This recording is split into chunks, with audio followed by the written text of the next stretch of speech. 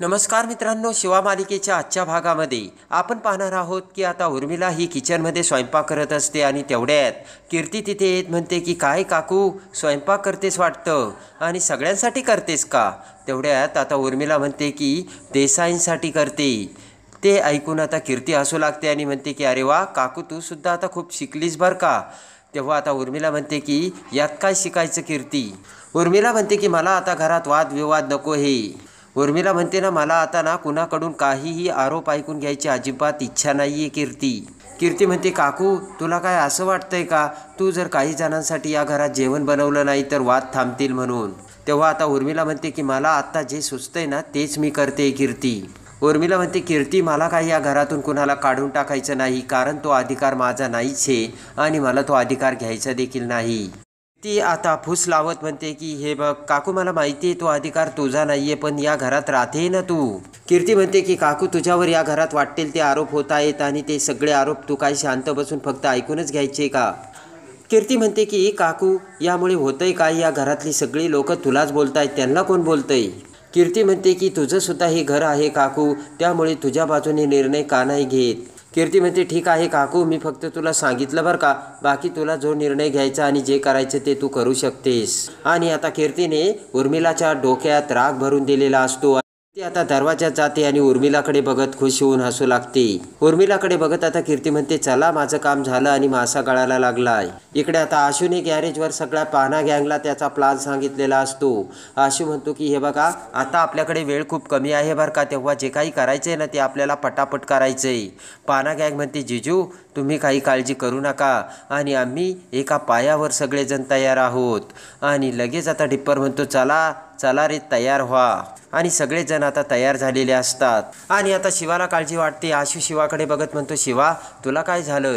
शिवा आता आशूला म्हणते की आशू, आता राडा नको आहे पुन्हा. आशू म्हणतो की काहीच होणार नाही. तर पाहणा गँग म्हणते शिवा, तू काही काळजी करू नकोस, असं काहीच होणार नाही. तर पटकन आशू आता शिवाच्या हातात हात देतो. शिवा आता आशूकडे बघते आणि सगळी पाहणा गँग आता गाणी गुणगुणत शिवाला समजावतात. आणि आता गाणी गुणगुणत सगळ्यांनी शिवाला समजावलेले असते. एकमेकांच्या हातात हात देत घट्ट मिठी पकडत सगळेजण आता एक झालेले असतात. आणि इकडे आता सीताई हॉलमध्ये आता विचार करत असतानाच आता वंदना आणि माई आजी तिथे येतात. आणि आता सीताई त्यांच्याकडे बघते, पण तेवढ्यात पाठीमागून लक्ष्मण, संपदा आणि उर्मिला तिथे आलेले असतात. उर्मिलाच्या हातात 2 बॅग असतात. ते बघून आता सीताई म्हणते हे काय उर्मिला, तू कुठे निघालीस? तेव्हा आता उर्मिला म्हणते की सीताई, आता मी या घरात राहू शकत नाही आणि मी हे घर सोडून चालली. ते ऐकताच आता सगळ्यांना मोठा धक्का बसतो. सीताई म्हणते उर्मिला, अगं तू काय बोलतेस?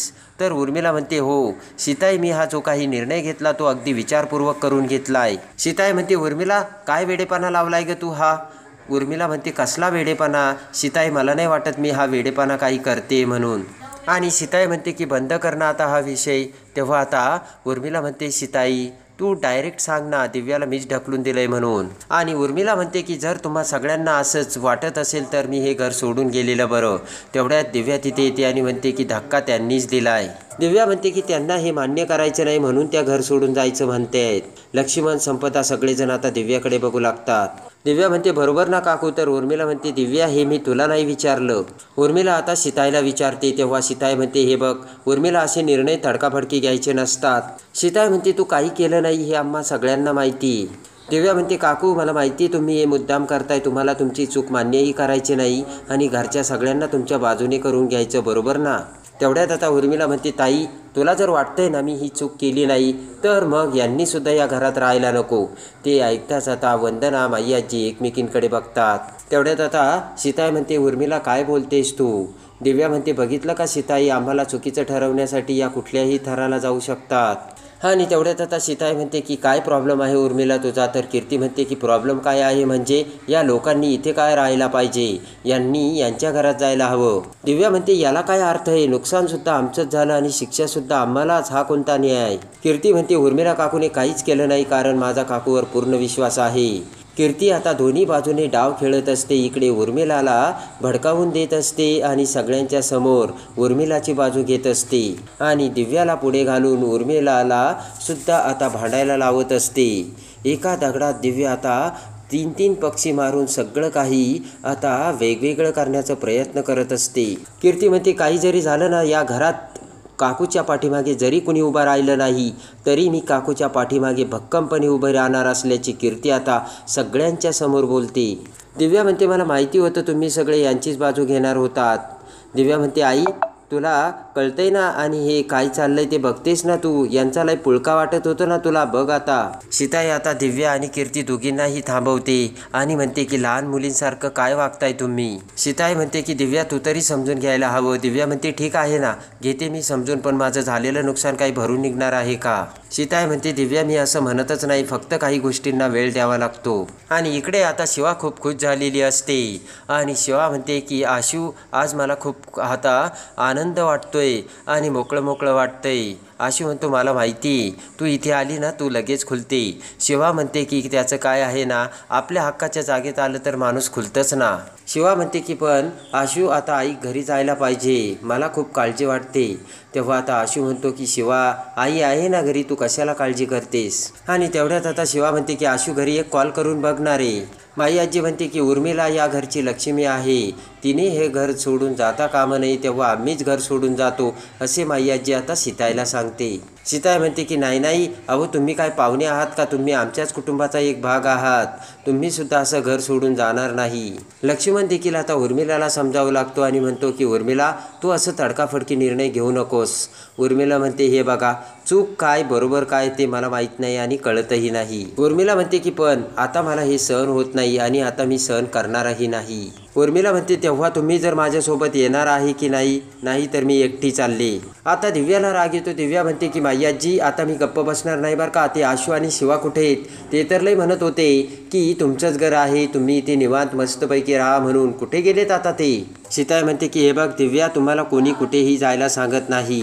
तर इकडे आता उर्मिला म्हणते की नाही यातील एक निर्णय आता हा होणारच. आणि तेवढ्यात आता सीताईला धक्का बसतो. दिव्या म्हणते सीताई इथे तुमच्या शब्दाला काही मान नाही वाटतं. दिव्या म्हणते एकतर आमचंच नुकसान झालंय आणि वरून आम्हालाच निघा म्हणतात. इकडे आता चंदन एकटक विचार करत बसलेला असतो आणि आपल्याला बाळ होणार म्हणून आपण किती आनंदात होतो, बाळासाठी खेळणी वगैरे किती सगळं काही आणलं होतं, हे सगळं सत्य आता चंदनच्या डोळ्यासमोर येऊन चंदनला ते सगळं आठवू लागतं. आणि आता दिव्या कशी पाय घसरून पडली आणि आपलं बाळ कसं गेलं हे सगळं चंदनच्या डोळ्यासमोर येऊन खिशातून दारूची बाटली काढत घटाघटा आता चंदन दारू पित असतो. अख्खीच्या अख्खी बाटली आता चंदनने पिऊन काढलेली असते आणि चंदन खूप दारू पित असतो आणि चंदनला आता खुर्चीवर नीट बसताही येत नसतं आणि तसा चंदन खाली पडतो. तर इकडे आता सीताई ही माई आजीला सुद्धा समजावत असते. सीताई म्हणते माई आजी ऐका ना तुम्ही, आपण बसून प्रॉब्लेम सॉल्व्ह करूयात ना आणि शांतपणाने विचार करूयात ना. सीताई आता उर्मिलाला देखील समजावते आणि म्हणते हे बघ उर्मिला तू निर्दोष आहे, आम्हा सगळ्यांना माहिती आहे, पण तू तरी थोडं समजून घे, थोडा वेळ जाऊ दे आणि वेळ दे. आणि तेवढ्यात आता उर्मिला म्हणते ही पोरगी जी मी गोष्ट केली नाही त्याचा आरोप माझ्यावर करते आणि ताई तू काहीच बोलत कशी नाही आहेस. दिव्या म्हणते की माझ्या आयुष्यातलं एवढं मोठं सुख तुम्ही हिरावून घेतलं आणि उलट तुम्ही वरून म्हणता की माझा खूप अपमान झाला आहे म्हणून, असे आता दिव्या उर्मिलाला सांगते. दिव्या म्हणते की माझ्या आईतल्याचा तुम्ही अपमान केला आहे. उर्मिला म्हणते बघितलं का ताई, अशा वातावरणात कशाला राहणार मी. आणि लक्ष्मण म्हणतो की दिव्या आता तू शांत बस ना, आरोपावरून आरोप का करतेस तू. माई आजी म्हणते की लक्ष्मण भाऊजी म्हणूनच आम्ही या घरातून जाण्याचा निर्णय घेतला ना. लक्ष्मण म्हणतो आजी तसं नाहीये, तुम्ही समजून घ्या. आणि तेवढ्यात आशू आणि शिवा दरवाजात आलेले असतात आणि त्या सगळ्यांना आता आशू शिवा बघतात. दिव्या आता त्यांच्याकडे बघत म्हणते आशू शिवा बरं झालं तुम्ही अगदी वेळेवर आलात. आणि तेवढ्यात आता आशू शिवा आतमध्ये येताच दिव्या म्हणते की आशू शिवा तुझ्या काकूंची इच्छा आहे की आम्ही या घरातून निघून जावं. ते ऐकताच आता संपदाला राग येतो आणि संपदा म्हणते बाद झालं दिव्याताई, खूप बोललीस तू आता. संपदा म्हणते की उगाच तू आमच्यामध्ये मिसअंडरस्टँडिंग क्रिएट करतेस दिव्या. आणि लगेच दिव्या म्हणते की संपदा तू माझ्याशी नीट बोल बरं का. तर संपदा म्हणते माझ्या आईशी तू नीट बोल अगोदर. दादा आई अशी काहीच बोललेली नाहीये. आणि आता शिवा म्हणते की दिव्या संपदा तुम्ही दोघी थांबा, तुम्ही भांडू नका. तेवढ्यात आता शिवा म्हणते की माई आजी आई तुम्ही या बॅगा घेऊन असे कुठे निघालात. तर उर्मिला म्हणते की हे वाद, हे आरोप, हे विवाद हे आता कंटाळवाणं झालंय. उर्मिला म्हणते म्हणूनच हा मी पर्याय दिला, एक तर हे या घरात राहतील नाही तर मी. शिवा देखील आता उर्मिलाला समजावं लागते आणि म्हणते काकू तुम्ही ऐका ना, फक्त हा गैरसमज झाला आहे. तर आता उर्मिला म्हणते की अगं हा गैरसमज नाही आहे, चक्क माझ्यावरती आरोप लावला गेला आहे आणि तुला हा गैरसमज वाटतोय आणि कुणी काहीच बोलत नाही आहे. आणि लगेच आता शिवा म्हणते मी तर फक्त म्हटलं होतं चुकून झालं असेल. तर उर्मिला म्हणते चुकून झालं असेल. ते ऐकताच आता लक्ष्मण म्हणतो शिवा तुझ्याकडून ही अपेक्षा नव्हती मला. शिवा म्हणते मला तसं म्हणायचं नव्हतंय काकू, चुकीची आहे हे मी म्हणतच नाही आहे, पण जरा कुठे समजूतदारपणा घ्यायचा ना, कुणीच समजूतदारपणा घेत नाही आहे. तेव्हा आता उर्मिला म्हणते की शिवा मग तूच यातून काहीतरी समजूतदारपणा दाखव आता. तर आशू म्हणतो की काकू यावर काही तोडगा असेल ना. तर उर्मिला म्हणते सांग मग आशू काय तोडगा आहे तो. उर्मिला म्हणते आहे ना माझ्याकडे एक तोडगा. आशू म्हणतो की सांग मग काकू, आपण बसून बोलूयात आणि सॉल्व करूयात. तर आता उर्मिला म्हणते एक तर हे या घरात राहतील नाही तर मी. ते ऐकताच आता आशूला देखील धक्का बसलेला असतो आणि लगेच आता उर्मिला म्हणते की नाही तर दिव्याने माझी माफी मागावी आणि हा आरोप तिने पुन्हा परत घ्यावा. आणि लगेच आता दिव्या म्हणते माफी जर मागायची असेल तर तुम्ही माझी मागावी, कारण नुकसान माझं झालंय तुमचं नाहीये. आणि आता कोणीच ऐकायला तयार नसते. कीर्ती खूप खुश झालेली असते.